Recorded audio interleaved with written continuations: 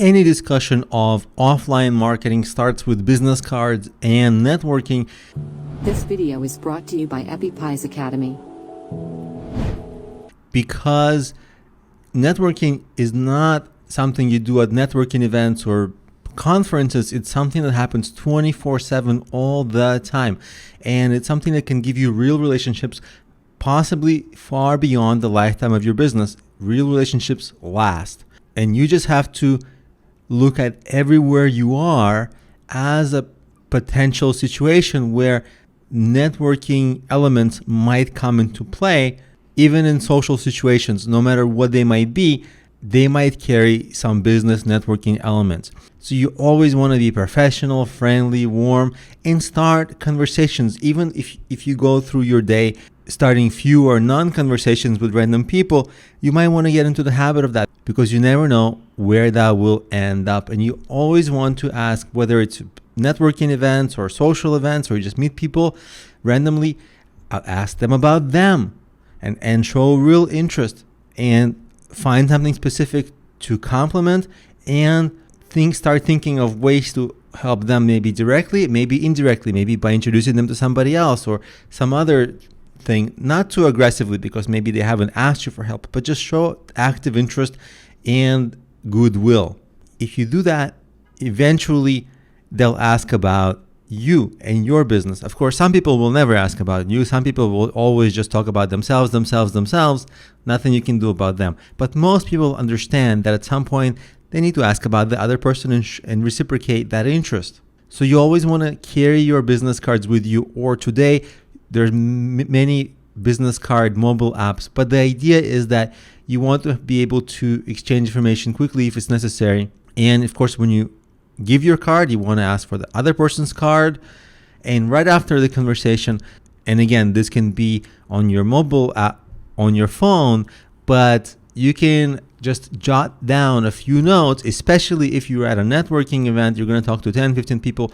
That evening, you might forget some people, even though after the conversation, you think, I won't forget. The next day, you forget. So you want to make a few notes. Oh, this person has this business, they're interested in such and such thing, and they're having these challenges. Okay, boom, just the quick notes. And then the next day, those notes will remind you about a lot of the conversation, and you can follow up the very next day. Usually, if you get a business card, follow up the very next day. Within 24 hours is usually great.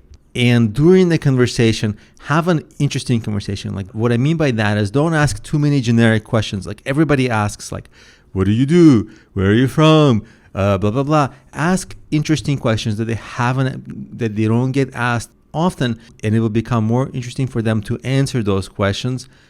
And what you can do is try to ask questions designed to get positive answers, like, what's the favorite part about your job? What inspired you to get into it? Questions like that lead to positive answers that are often things people are passionate about. Not always, but often.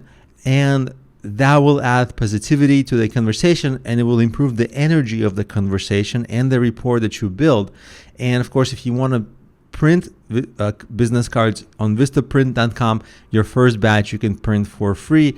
I don't know if they always have that offer, but at this moment they have that offer. I don't have any kind of business relationship with them. I just promote them because they're sort of like an industry standard. They're not so great, but they're not bad. And if your first batch is free, it's good enough, and they have a lot of templates and designs. Now let's talk a little bit about the body language during networking.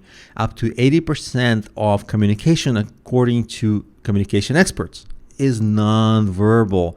So it has to do with your posture, your eye contact, your body positioning, your hands gestures, even your tone of voice, even who laughs at whose jokes, even though obviously that's verbal, but still, like things like that's a power positioning. And of course, this is all culturally sensitive. In different cultures, you'll have different set of social rules, but in the Western society, the suggestions here are good rules of thumb. So everything starts with eye contact and a smile.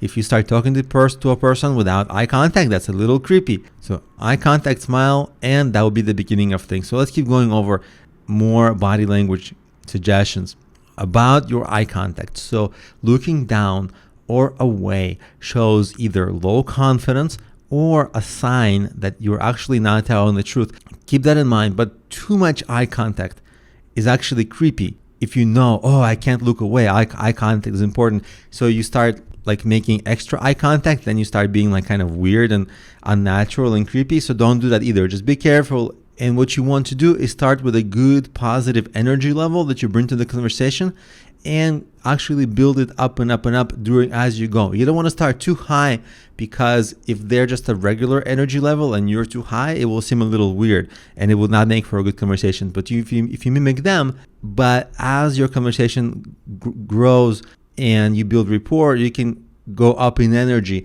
as you're both having an interesting conversation. And that's actually a natural way to do that, and it's a good thing to strive for. And of course, it's good interactions, whether you're at a networking event or just socially, will give you more confidence for your next interactions. And conversely, bad interactions, if you're awkward, they'll give you lower confidence and you'll have a harder time entering your next conversation. So it actually builds. So you want to build up, work up a good confidence level, enter, have a good conversation, and actually your evening will positively, hopefully, snowball from there. Now let's talk a little bit about your appearance, just the very basics. You want to overdress for any event, approximately 10%. Personally, I'm not a big fashion person, but the idea is that you overdress just a tiny bit. Appearance matters, and you'll always kind of appear more confident and appear as an individual that people want to network with. And of course, you want to take care of the basics: haircut, grooming, shaving, nails trimmed, all those basics. I shouldn't have to say that, but those are the basics. And when you enter conversations, like I mentioned, try to mimic the energy level and the body positioning of the other person, because people like people who are like them.